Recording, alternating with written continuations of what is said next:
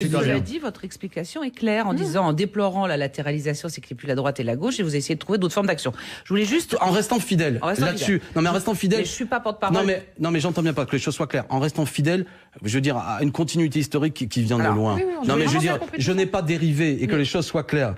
La question, c'est comment je suis utile. Moi, je reste fidèle au combat, mais qui est celui de la proclamation de la Déclaration des droits de l'homme, les idées des Lumières. Je vais juste vous non, mais je veux dire, je suis pas non plus en train de dire... Pour poursuivre la question de Virginie, Benoît Hamon, qui n'est pas forcément notre maître à penser à tous, a dit Jean-Luc Mélenchon parle et Marine Le Pen récolte.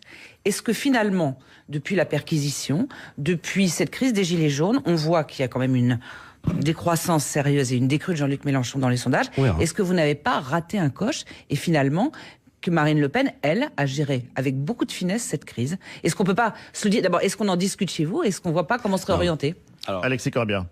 Gérer avec beaucoup de finesse, ça m'amuse de voir. Alors quand je vous dis ça, je fais allusion à un tweet, le jour où ça a été le plus violent. Marine Le Pen tweet à 17h en disant « Je demande aux Gilets jaunes de quitter l'Arc de Triomphe et toutefois je les soutiens également et je soutiens les forces de l'ordre. » C'est-à-dire que dans l'équilibre entre soutien aux forces de l'ordre et soutien aux Gilets jaunes, on a l'impression qu'auprès des Français... C'est pas mon jugement, c'est le jugement des Français manifestement si on croit un peu les sondages. Bon, je pense déjà qu'il y a un électorat Front National qui existe et que beaucoup d'observateurs ont eu tort de considérer qu'au nom de ce qui s'était passé au second tour, le Front National s'était évanoui. J'ai jamais atterri à cette thèse, c'est faux, et il était de bon ton il y a quelque temps de considérer qu'en quelque sorte Emmanuel Macron le rééparpillait façon puzzle et que c'était fini le Front National. Non, c'est pas vrai. C'est mal connaître ce pays, c'est ne parler avec personne. Ça existe encore. Il a réussi à renaître de ses cendres très rapidement. Mais même en vérité, je veux dire franchement, il est là. Il y a des millions de gens qui votent Front National. Il faut leur parler. D'ailleurs, notre stratégie à nous, c'est aussi de parler et c'est de les convaincre qu'ils ont tort. Parce que précisément, quand nous, avec le mouvement des Gilets jaunes, réclame l'augmentation du SMIC, le Front National est contre l'augmentation du SMIC. Elle a encore déclaré il y a quelque temps. Quand nous disons il faut critiquer les institutions de la Ve République, le Front National, lui, est pour des institutions de la Ve République. Quand nous disons qu'il faut une réponse écologique, le Front National est contre toute mesure écologique et on pourrait continuer la liste. Ok, il y a tout ce qui vous sépare. Mais répondez à Nathalie Saint-Cric.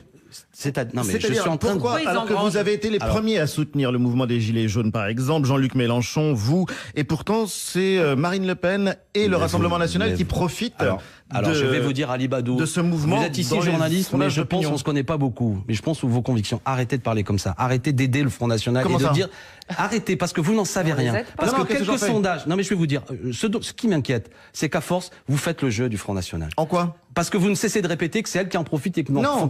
Parce que vous avez lu 3 sondages et demi. Vous n'en savez rien. Vous n'en savez rien. Les enquêtes d'opinion, ça indique une dynamique, ça indique un mouvement. Moi, c'est pour ça que non, mais je ne comprends pas l'intérêt qu'il y a à passer tous les matins, à répéter sur toutes les chaînes que la seule qui engage, c'est Madame Le Pen. Avec du coup Benoît Hamon qui s'aperçoit pas que par ailleurs, il répète exactement ce qu'après le gouvernement va dire. Monsieur Griveaux se marre en citant du Hamon, que Mélenchon, lui, il est perdu, que tout ça ne profite que... On n'a pas dit ça, on a demandé s'il y avait pas il fallait pas réfléchir à la stratégie de Jean-Luc Mélenchon depuis la perquisition jusqu'à aujourd'hui en se disant qu'il y a peut-être un bug. Nathalie, on passe notre temps On passe notre temps à réfléchir. On n'est pas un mouvement parfait. Maintenant, quand je me regarde, je m'inquiète, mais quand je me compare, je me rassure un peu. Parce que toute une série de gens, qu'est-ce qu'ils font les autres? Ce mouvement est très compliqué.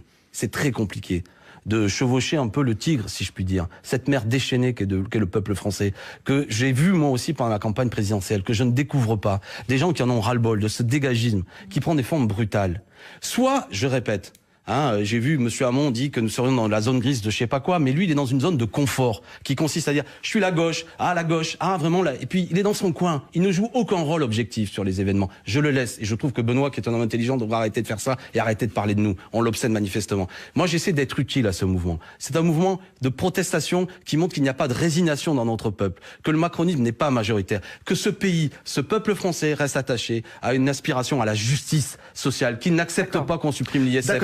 Non, attendez, et à partir de là, je bâtis une stratégie, bien sûr, qui est une stratégie qui correspond à une période nouvelle, que nous tâtonnons par moments. Nous tâtonnons. Maintenant, je reprends ce que vous m'avez dit et je ne l'accepte pas quand vous m'avez dit que je faisais le jeu du Front National. C'est quelque chose de complètement fou. Je ne comprends même pas cette accusation. Mais il y a des indicateurs, Alexis Corbière. Vous et Jean-Luc Mélenchon représentiez le principal opposant à la politique d'Emmanuel Macron. C'était dans les sondages d'opinion, c'était le cas depuis le début du quinquennat, ce n'est plus le cas aujourd'hui.